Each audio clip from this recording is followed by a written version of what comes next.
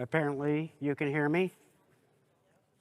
So, I've been in this room on this stage a lot of times, and I have to be honest that you'll see me doing this an awful lot. These lights are like right in your face. Y'all look fantastic. We're only about half full. As you know, lunch is just finishing, so I expect another 150 people to come cruising through here. Before we, actually, Colby and Ed and Phil and I have done a number of panels, and so we have this agreement. I don't wear a jacket because I want them to look good. Plus, I didn't bring a jacket. So before we get started here, I was handed this piece of paper by our handlers over there and instructed to read this to you. Please read the following prior to your session starting. Now, it's only Wednesday afternoon, but be sure to download the conference mobile app by scanning the QR code on the back of your badge. Has anybody not done that yet? Oh, look at that. 100% of people did that. Okay, well, that's good because the next instruction is, please provide your conference evaluation following this session in the mobile app. You can pull up this session by clicking Conference Evaluation. The only way data center world improves is through your feedback. Easy enough. You might as well just fill it out now and put excellent across everything. Save yourself the time later on. For post-session conversations, we encourage you to meet with our speakers and other attendees in a space set up outside the session room at the end of the hallway. So what that really means is please don't loiter around because there's another session coming in. Everybody just get out when we're done. And then finally, don't miss the Country Hoedown conference party tonight from 6 to 9. There'll be a live band and lots of fun. A little applause would go a long way right here. Well done, Alan. Yes. So, as you might imagine, my name is Alan Howard. We're set up in line with these pictures here so you know who you're looking at. I'm an analyst at Omdia, and I am your esteemed moderator today. And so, market by market dynamics, demand trends and challenges across the industry. The way this started, when we did this a couple of years ago was talking about different markets, primarily across the United States, right? What markets are hot, what aren't, what kind of challenges are we facing, what markets are growing. This is going to be a very interesting conversation today because on the one hand, if we look at last year, what's happened in the 12 months, some things seem to be the same, but even those things that are the same have changed quite dramatically. And so I think what I mean by that is that the primary hurdle we're still working on is power, right? Availability, power, interconnection queues, and all that kind of stuff. But the game has changed quite a bit from 12 months ago when we think about new development and whatnot. And I'm not going to spoil any surprises. I'll let these guys talk about that.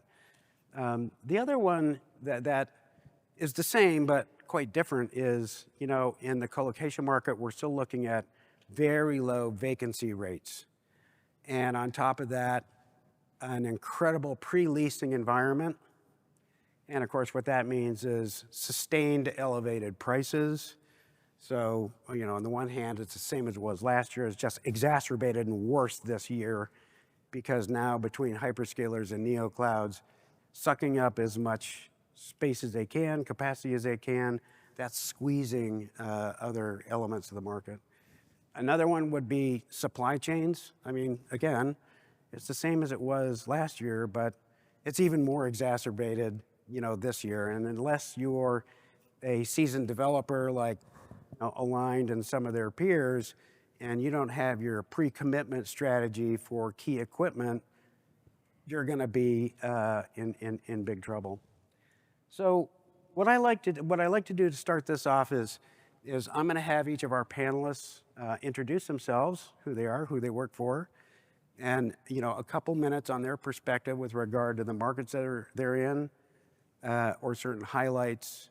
We'll begin with me asking one question, but in this session we really count on the audience to drive the conversation.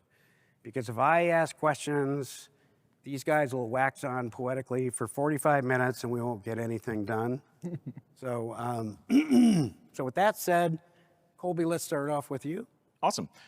So Colby Cox, I'm the managing director of DC Byte for the Americas. We are a global data center intelligence platform. So similar to what you'll hear today, we track really everything, primary, secondary, tertiary markets around the world, the supplier side. So really try to take a holistic view of the market. I think what, outside of the stuff that Alan said, where the conversations have shifted with a lot of the customers we work with, which is broad strokes, the financial side, the operators, and then the suppliers of the industry, is really coming down more to the policy side, which is where the conversations have been driven, from site selection to how do we deal with the community impacts to underwriting. How do we look at a long-term project that may see significant challenges within 12 to 24 months, and how are we stabilized with that? From a growth perspective, it's still astronomical, but you're seeing a lot of ebb and flow. I think more so now, maybe than 12 months ago. But that's kind of a general view as of right now. Ed? Yeah. Ed Sosha, I'm the regional director for North America at Data Center Hawk, sitting in Denver. We do something similar to DC Byte, where we are basically, the way that I like to communicate the market is sort of in 4 quadrants, and that's supply, demand, pricing, and trends. Who's building what where, who is taking down space and power across the country, the pricing movements, and I think there's become this sort of new level of complexity in how these deals are actually structured. So they're not all modified gross anymore. We're seeing more triple net deals. The powered shell plays have gotten significantly more complex. And then on top of that, now we have this behind the meter on-site power generation, which has tried to get us past some of that bottleneck that has, every conference, if you guys, I'm sure many of you go to a lot of these, it's power, power, power. It's still power, but if we think about our industry, I like to think about it sort of as the intersection of, it's commercial real estate, it's tech innovation, it's power, but it's also, there's a community piece to that as well. So the more of these that I go to, I want to hear more about this community piece and how do we, we talk about ratepayers and we talk about the ecological responsibilities that we have. So I think there's a lot of wonderful things being done by these third-party operators aligned and the QTSs of the world, all these companies. But it's good to sit on stage with these very sharp gentlemen and share some insights and kind of talk about where the market is heading and some of the headwinds and tailwinds behind those changes. Thank you. Who are QTS? What's that? Who are QTS? Who's QTS? Yeah. Phil Lawson-Shanks, Chief Innovation Officer at Align Data Centers. We're a privately held wholesale design build operator specializing in high density and sustainability. That's our key criteria, and that's why I joined. We're just going through this major acquisition, which is still mind-blowing to me. But when I joined 8 years ago, we were just starting our 3rd building, and now we have north of 88 with another 17, 18 projects, expansion and new builds going on right now, just in the Americas region. Our ownership, our portfolio company has very defined firewalls for their portfolio companies. And I've been in this space a very, very long time, but I think we're at the point, I think I said it yesterday, we're done. We don't need any more data centers. No point in building anymore. We're good. So any competitors out there, you should stop now. Everything's good.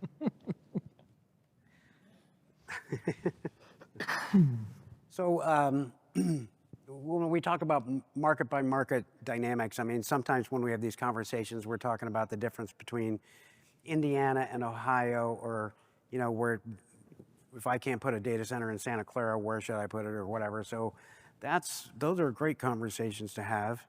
I think one of the things that is really at the core is data center siting. And what I mean by that is site selection, where are we going to build our data centers? Or as important, if I'm an enterprise and I only need 500 kilowatts, where am I going to find it, right? And so siting data centers is a big subject. So I want to pose this question to the panel first to start us off, and then we'll set the audience free. But the big elephant in almost every room that I've been in so far is the whole NIMBY thing. Or there's other acronyms, and I'm not going to go through them, but they include note, banana, and Beyonce, or some set of words between all of them that is similar to NIMBY. So I brought it up because first of all, I have to be honest, we've been talking about this NIMBY thing for a minimum of 2 years. The amount of acceleration we've seen in roughly the last 8 months is breathtaking, unprecedented, and scary. It's almost terrifying. And what strikes me is that the data center industry is entering into a perception problem that the nuclear industry has been fighting for 50 years. Now, I don't think we're going to end up in the same situation as nuclear, but personally, I would say a lot of the damage has been done, and it's going to take us a while to get back to where we're an acceptable, as acceptable as, say, a landfill, for example. So what I want to start off with, though, is by saying, so the NIMBY thing is a problem. It's creating a public perception problem. But the big problem in terms of data center siting is regulation, legislation, and even ballot measures. And so as your customers, as you guys look at, I need to build another 800 megawatts or whatever the case may be, how do these things fit into your data center siting thinking, knowing that somewhere in the future? How do you factor that in? Or any thoughts relative to that? And I'm going to give you each 2.5 to 3 minutes. That's it. That's not enough. Go. Go ahead, Colby. Yeah, I mean, I think it's going down the legislation, the NIMBYism side of things. I think the legislation side is huge. I mean, you look across the country right now, there's 50-ish different proposed things happening just in the state of Virginia. Last year, I mentioned West Virginia's House Bill 2014, which has been opening the door for that state. And you've seen Microsoft, Google, Penzance, you've seen a lot of big projects happen there. But I think where people are using it from a siting perspective is trying to get more data-driven approach to it. So what has happened historically? Yeah, so if I go into a new market, understanding that there's been challenges, we all know power, you're gonna have to figure that out. There's gotta be a long-term solution. But at the same time, if you can start breaking down and understanding why one county versus another county has certain regulations that are proposed as a House bill, a Senate bill, that are going to give you a better long-term runway, but then on the flip of that, also looking at that county level breakdown and recognizing if two counties side by side have been really negative towards the data center industry, why would you go to the county right next door? Because the natural progression, and you kind of touched on this, is it's mobilizing incredibly fast. Yeah, so all that's happening is they're just writing the exact same playbook, which has been pretty common across all the markets. So how can you drive into that? And then how do you lean in with what your power strategy is going to be doing to be able to give back to the community to say, we're not going to burden you with this rate increase. We're going to foot the bill for transmission upgrades, for generation. We're going to do water improvement projects, all these other things that a lot of companies, one big one, has made the pledge to do so far, but others are doing it in pockets as well. Yeah. That's where I think people are trying to get smarter about it, because we know the power and challenges that you're going to face no matter what. So how do you get more tactical about what is actually happening that's going to cause you heartburn in that conversation? Yeah, it's, I think to kind of bring it back to the NIMBY piece specifically, I think there needs to be more education for the broader public around the varying taxonomies of data centers. I've been in the industry for several years. And, when I got going, people would say, well, what the hell is a data center? And now, folks who have nothing to do with data centers are like, oh, data centers, you're the enemy, this is terrible. But they don't understand, they'll hear about a massive 2, 3, 4 gigawatt project in West Texas, and they say, oh, these data centers are taking all of the water and power. They're not wrong. But what they don't understand is we need to find creative solutions to complex problems. And data centers are just the network fabric, and it's true digital infrastructure. So to have this advancement, to have this technological advancement, you have to understand the delineation between, yes, there are AI factories and training centers, but there's also, we're seeing this sort of resurgence of edge plays, so smaller data centers. These aren't, I mean, they're still power hungry, but they're not 3 gigawatts. They might be 10 megawatts. They might be 20 megawatts. And these are to support these hyperscale users. Meta is doing 2 of them in each of the markets, 2 to 3 of them in the markets where they have a large parent data center. Microsoft is now saying their edge data centers might be slightly larger than that, but I think part of it is just really educating the broader public on, you can't paint with a broad brush and say all data centers are this. Now, when we talk about, and Colby touched on this a little bit, the regulatory, there's so many moratoriums, and I chuckle at some of them. I'm sure you guys read about Maine putting sweeping legislation on moratoriums for no data centers in Maine. There's not a lot of data centers in Maine to begin with. They really got ahead of that one. Loudoun County and the by right zoning issues and things like that make sense. A few years ago in Atlanta, or in Georgia rather, they wanted to put a moratorium on data centers because of Georgia Power was saying, hey, we can't possibly meet this load, et cetera, et cetera. And the governor said, it was an election year. So the governor said, all this money's coming in, you want me to turn the tap off? It's not gonna happen, so we vetoed it. So I think it's, to start to really understand this, you can't just look at it through the same lens. You have to understand that, and I always say the irony is people will get on Instagram and Facebook and say, data centers. And I'm like, well, you couldn't do that if you didn't have data centers. So the conversation around regulatory hurdles and the ecological side of it, it's very complex, and you have to take it down to the individual facility. You can't just paint with a broad brush across the entire industry. Are you comfortable sharing the water main story by redacting that? Yeah, I will. My brother-in-law, I was home for Christmas, and I'm from Denver, but I grew up in Syracuse, New York, and I got a buzz on my phone, like, you get with the alerts, and it said, Onondaga County Water Authority, water main break, expect disruptions, we're working on this, and apparently it had been going on for 2-3 weeks. My brother-in-law goes, it's the goddamn data centers. I was like, man, it says water main break right here. It has nothing to do with data centers, and there's not very many data centers in Syracuse. He goes, yeah, but they use a lot of power. So that's when I realized what we were really up against with the broader public who doesn't really know. But that said, again, that doesn't mitigate the issue that there is a responsibility for responsible water use, responsible resource use, and being cognizant of those constraints. What can I add to all of that? Okay, let me take it from a different tack then. So I think we're in a point where, as you say, data centers are changing. And there have been some bad actors who have done things that probably didn't help our cause. But you have to look at this use case. So that cloud is still growing at a tremendous rate. We use cloud every day, and our cloud use, unless we stop using all the technology we have today, cloud will continue to grow. AI is a different beast, and I think that's what's the trigger point. It's seen as huge amounts of power. I mean, a single AI factory, which again, I hate that term, uses as much power as probably a whole availability zone in 2010, for that perspective. And that's a different use case. So those can be anywhere. And that's a case of finding or chasing available power, or the ability to generate local power in that site behind the meter. Or, I mean, all of us, I think Sean from NVIDIA said yesterday, none of us want to do it behind the meter at all. We don't want to be in that game, but we're being forced to that space. We would much rather gift that to the utility, which is what we do today. We build the substation, we fund everything, we fund the interconnection, we pre-buy our power now. We were doing that before the government made that as a mandate. Like 10, 20 years take or pay. That's just cost of doing business. That's just how it is. But the issues that we're having are very much all of the pushback from the communities. And again, a lot of it is the power rates in the States has been fairly stagnant, fairly flat for the last several years. So we've been used to paying a certain amount of power.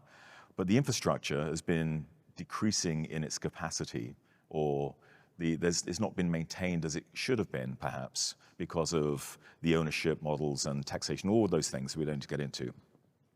Now we're bringing industry back to the country. We're using more electrification, stopping using gas in the homes. We're using more power, and we've become an easy scapegoat for this is why the rates have gone up. Even though in many of the places we transact, in fact, all of them, we prepay. We pay for all of our footprint. We put best systems in to stabilize the grid, which again, we gift to the utility to operate. But it's some, and there are some better than others, as I say, there's not a blanket statement, but there are some municipalities who've used that as an opportunity to up the rates. It's just been a trigger point, and we're an easy, they haven't said that it's because we're there as an industry, but it's an easy point. You know, the rates have got to go up anyway for all the other reasons, but we become the scapegoat for that. So we have to get ahead of that. We have to go into the communities. We have to meet with them. Not only from, you know, we're bringing a huge tax base to the environment, we've got to look at what is required, and whether we're helping with the water supply, whether we're providing food banks or whatever's appropriate for that marketplace, or that region. We just have to be very engaged, because we're going to be there for the long time, the long haul. There are other data center builders that were being funded by private equity who jumped in at this as an opportunity about 4 or 5 years ago, who just see this as another REIT without the full understanding of all does the long lead time items need to buy, the operating costs, all that expertise. They'll be closing down their funds fairly soon. And a lot of those builds were just a flip. They just want to build it and flip it. So they don't really care about the long-term implications of building those regions. Those are the bad stories. They get all the press, but we're tarred with the same brush. So it's an education that we need to get out there. Absolutely. And it's a constant education right now. Right, it's a big subject. So listen, we have 2 microphones set up. Usually I like to run around with a microphone, but the room's a little bit big. So there's one right over here. I dare somebody to stand up and ask a question. We have another one over here on the right-hand side. And so whoever gets to the microphone first can ask a question. If you don't start, I'm going to start asking other questions until somebody starts asking a question. There we go. See, just a mild threat. It wasn't meant to intimidate anyone, but Good job. you get to go first, sir. Yes. Can you comment on your expectations for water usage at site, mainly, you know, consumptive water uses, not the startup water uses? What's your view, and do you think that's something that's going to have a huge impact on where we build? And even if you have water, will you use it? I'll answer that. So from my company's perspective, we've never used water. We've never used potable water. We have a closed loop system. We've always had that. And we actually truck in water. We have deionized water, because that's what we need for our loop. So we've never touched the water supply. Other companies don't do that. In fact, in Chicago, I think I was saying about this the other day, the mayor of Northlake, where we took over the old Chicago Post printing facility, tore that down. We would like to use the building, but it was full of asbestos, so we couldn't do that. So we tore it down, dealt with that appropriately, all the EPA stuff, built 2 hyperscale data centers on there. We used less water for both those buildings than a local laundromat, which when you think about that's not really a stretch, because there's constant water flow, and 3 of the car washes as well. So we're really, really low in that regard. As we move more to, so again, the bifurcation with cloud computing, you could use just power. You use DX cooling, uses a lot of power to do that. A lot of older companies would like to use adiabatic or water towers or some form, because it's a lower PUE. There's a lot of water use there. Very few people are building in that way right now. Most people are looking ahead because they know that they're going to have to do liquid to the chip as some form of liquid cooling in the compute space. So for them, it's much easier to build for a closed loop system, which again, you don't need any additional water. I think our top up every year is maybe 100 gallons, which is 2 baths, 2 domestic baths full of water. And again, all deionized water shipped in, no impact on the local water supply. Well, I was going to say, I'm not aware of any quantitative data on the trend of data centers moving away from, you know, using evaporative cooling and tons of water and whatnot. But what are you guys seeing in terms of your research? Yeah, I mean, I think the thing that's sort of shifted, especially as we talk about liquid cooling and the water usage is, and correct me if I'm wrong here, Phil, there's no ASHRAE allowable like there is for air cooling, or at least there hasn't been for the use of liquids. So, you know, this is sort of unfolded as an additional capital lift for some of these folks. They've had to bring on fluid mechanics engineers to understand what this actually looks like. On top of that, I think it's It's a concern across the country, but I think it's very regionally specific. Again, I live in Denver. That's the main opposition for a lot of folks. Tons of data center executives live in Denver.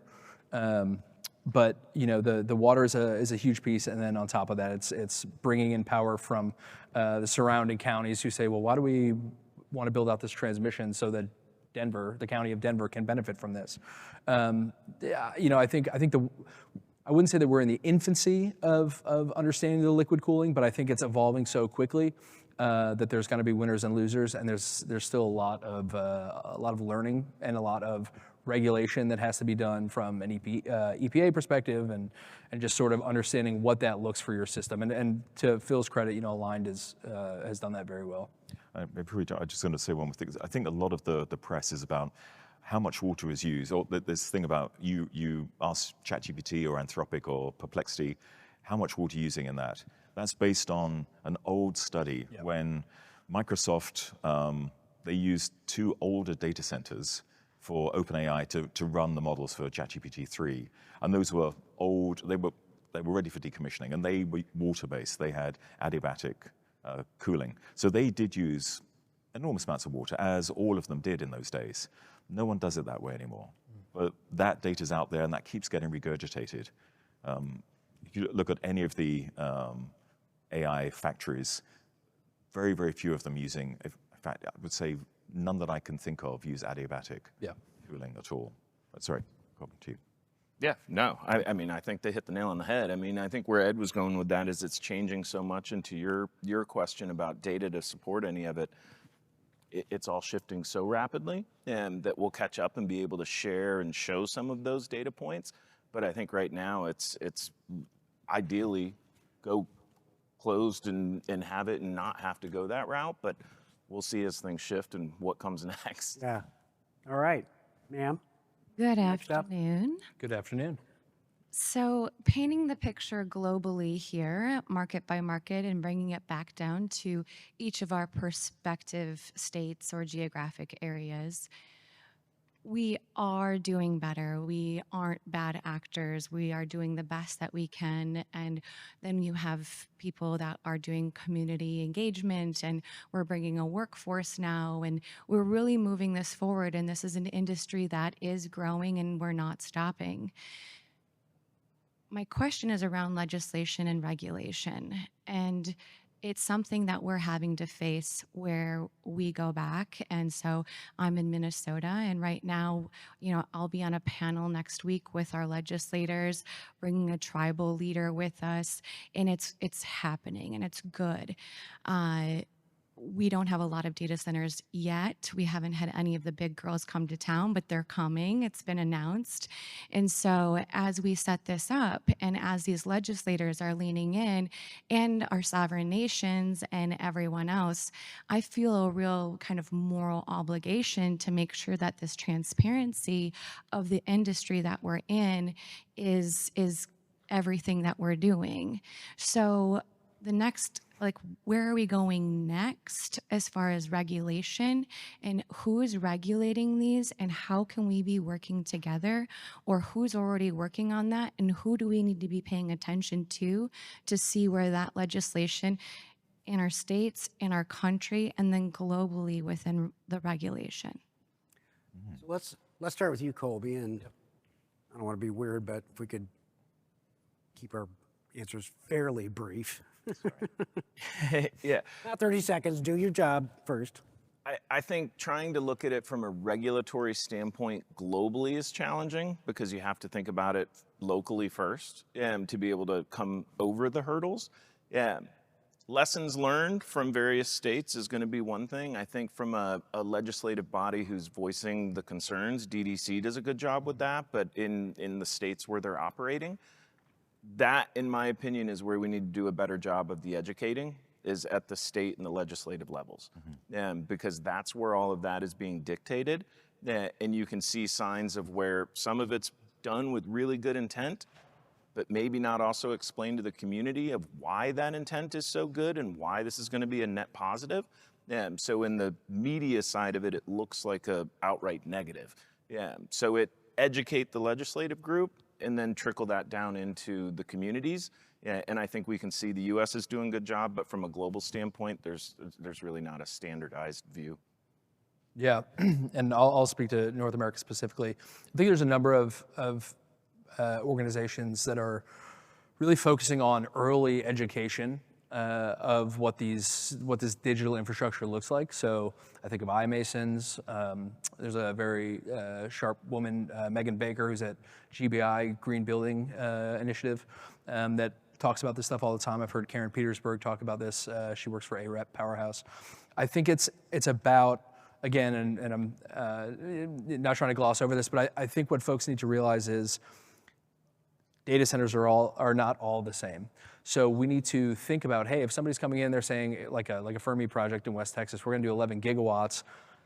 That probably requires a lot more scrutiny than if somebody says, hey, we're going to put a 5 megawatt inference node up in your neck of the woods.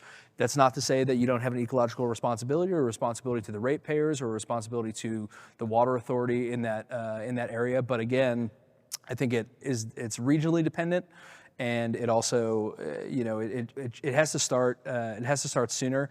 We're starting to hear about this gray wave where folks are aging out of the data center industry, and there's a gap.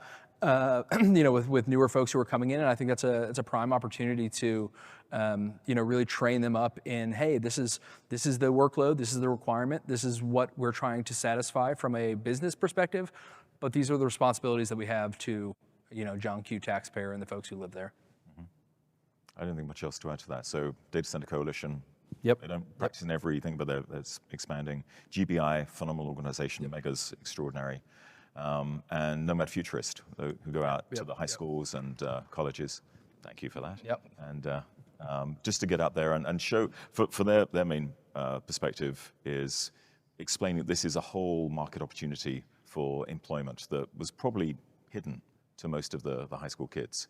And it's, we do a lot of work, we bring them in, internships, all sorts of things. But it's that engagement in the community, that's critical. And lots of communication,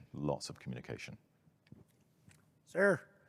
Yeah, actually, to piggyback off of that comment, I think we could all agree that there is a shortage of skilled tradespeople that are building data centers right now. So I'm curious what steps are being taken to bridge that, age gap, but also, bring youngsters or people who don't have experience in that field to create a bench so that we can continue building the infrastructure. Yeah, I'll jump on that. So Nomad Futurist, great point. We created, I'm part of that, we created modules which is available to anyone for free. And because we're dealing with high school kids and whatever, it goes through LinkedIn as the authentication methodology. So that's all very secure and whatnot. At Aligned, we also sponsor the Micro Works project where Dirty Jobs Micro. He's got a charitable organization that looks at people who maybe they're wanting to transition from maybe their job's going away, their industry's closing. It's a training program to bring them in to the industry. We spend a lot of time taking Navy nukes and bring them in. I think we've used them all up. I mean, everybody uses them now. There's still more coming off, but we need, we absolutely purposefully look for diversity of thought.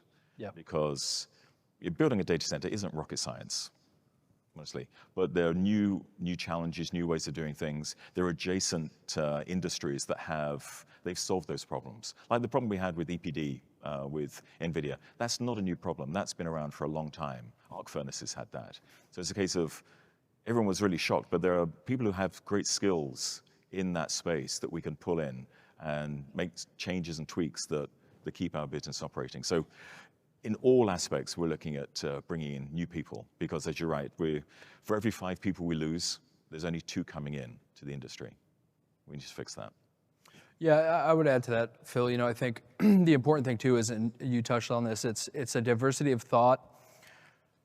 5, 10 years ago, if you think about folks who wanted to get into the data center space, it was finance, it was computer engineers and things like that. But there's become a need for the sustainability side and the the community sentiment side and public relations and things like that. So I think instead of pigeonholing your the future of the industry and saying, well, that guy studied computer science at this school, or this guy studied electrical engineering.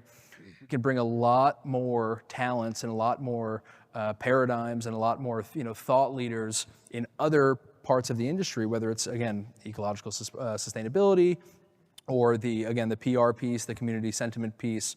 The woman over here mentioned sovereignty. How do we deal with disenfranchised groups and marginalized groups and help boost? How do we use all of this money and all this development to rising tide lifts all boats situation? So I think diversity of thought really sums it up very well. I was just going to keep going to the next question. Yeah. I mean, No, go ahead. anyone's welcome to pass. Sure. Great. Yeah, thanks for having me. This is my third year at Data Center World. In years past, I used to introduce myself as a water utility, where we supply a lot of water to a lot of hyperscalers in our neighborhood. But this year, I'm introducing myself a lot more as a local government, because that's also what we do, and because a lot of that NIMBYism stuff's coming up. And so I suppose my question is specific to site selection and data center expansion. In years past, it was all about power, power, power. If you've got the power, that's driving things the most. Then water was a certain, amount of that. But, local business friendliness, that ranked somewhere farther down the list.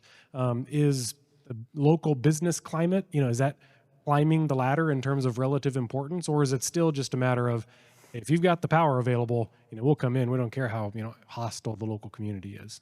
Curious. It's a good question. I mean, I think you can't overlook the hostility of a community.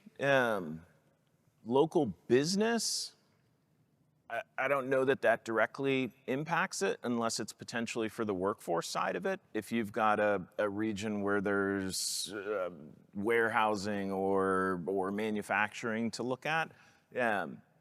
So I think that would be the tougher side. I think companies are still, if they have a path forward, are going to do it. In today's world, I think is the reality. Whether they see the community as resistance or not, it may still try to drive forward, because there's a lot of money on the line for those projects, if they've already gone that far. Part of it, I think, with some of how we publicize these projects is it's almost gotten to be who can have the bigger number at the end of the day.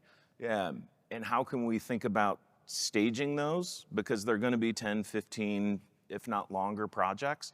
How can it be rolled out to the community in a better way? So it's not an immediate, oh no, we're going to get hit with 11 gigawatts overnight, potentially, in their mind. So then you change that whole dynamic for the negative perception that it's going to bring, and not showing that we're going to be a good steward of everything that we're bringing. As we grow, we will grow with you, and we will grow the community alongside of us, which will bring more into it to help the local business and do more. Education all comes with that. So I think that's one way you could look at it. And it's education beforehand, Yes. but after the fact. Continual education as well. And I think regionally too, sort of a shift we've seen in the last 18 to 24 months is, and I don't disagree, and my old boss, Pat Lynch, who's the global managing director for CBRE, Data Center Solutions team, used to say, or he says, we used to say bring the power to the data center, now we say bring the data center to the power. But in the last 18 to 24 months, we've seen this resurgence of these smaller data centers. I say smaller, 10 to 50 to 75 megawatts versus these multi-gig projects. So I think it is heavily dependent on the workload too. So if you're going to the Northeast, you're probably serving, unless you're hyperscale, supporting their cloud business, you're probably supporting things like NASDAQ and the finance industry, or North Carolina business, healthcare, Atlanta, a lot of entertainment and things like that. So I think it is regionally specific on the use case of those end users that has a sort of a big, that's a big driver in what needs to be built there. So if you look at Abilene and Amarillo and Temple, those guys, that's where all the these huge training sites are. They can go there because it's not proximate to a major city. There's the latency requirements are not significant. But if you're thinking about, hey, we want to build something in Western Pennsylvania, there's adaptive reuse. There's a lot of stranded power and a lot of old factories, shuttered factories. But what's going to go there? And does a training facility or an AI training data center make as much sense there? Maybe, maybe not. But I think it's regionally specific to the taxonomy of that data center and the use case for that workload. Phil, you got anything to add to that? I'd agree. It's all about workload. And we're in a point where we're looking for stranded power. In maybe 5-6 years, we'll have the ability to deploy some form of, we won't deploy SMRs or SMRs behind the meter, because we're never going to get away with that. But we'll pay for those to be deployed within the market and then be an off-taker. And part of our PPA will fund that. But we're in this weird space now where secure, reliable utility baseload is the challenge. So where we can find that. So you're my next question, but stand by for 1 minute. While he's doing that, an interesting thing when you look at the size and the load profile of them, I had a conversation with a Midwest utility a couple weeks ago, on behalf of a customer. And you would have thought I brought a Christmas present when I told them all we're looking at is 50 megawatts. Yeah, it was like the greatest gift I'd ever called this company to say 50 megawatts. Yeah, I mean, it was like, whew, not 100 plus, not a gigawatt, but no, 50. Like here's where we want to go. This is what we're looking at, 50 megawatts. Still a 2 to 3 year lead time, but a lot more enjoyable for them to hear. And also 5 years ago, 50 megawatts was a sizable data center. Huge. Let's make that abundantly clear. All right, so I've tried to negotiate more time in this room, but that didn't work. So we have time for one more question. I am so sorry, but we'll be outside for a while if you guys would like to join us out there. Go ahead. Thank you. So we've heard a lot about, AI workloads, 800 volt, 1 megawatt cabinets. I'd be curious to get your take on the non-AI workloads. Do you see them growing? How much over the next 5 years? 208, 415, 800? Are they going to be 40 kilowatts a rack, 100 kilowatts? Just kind of your take on the non-AI workloads over the next few years. So traditional cloud, and we talk about this very loosely, that's growing at a tremendous rate, 20%, 30% CAGR. That'll continue. I mean, even with AI, you still need cloud in that. You need all the storage, you need all of that. We predominantly use cloud more than anything else as a generic technology for everything we do on a daily basis. That's still growing. Just AI is sexy and it's big numbers, so that has a lot of press around that.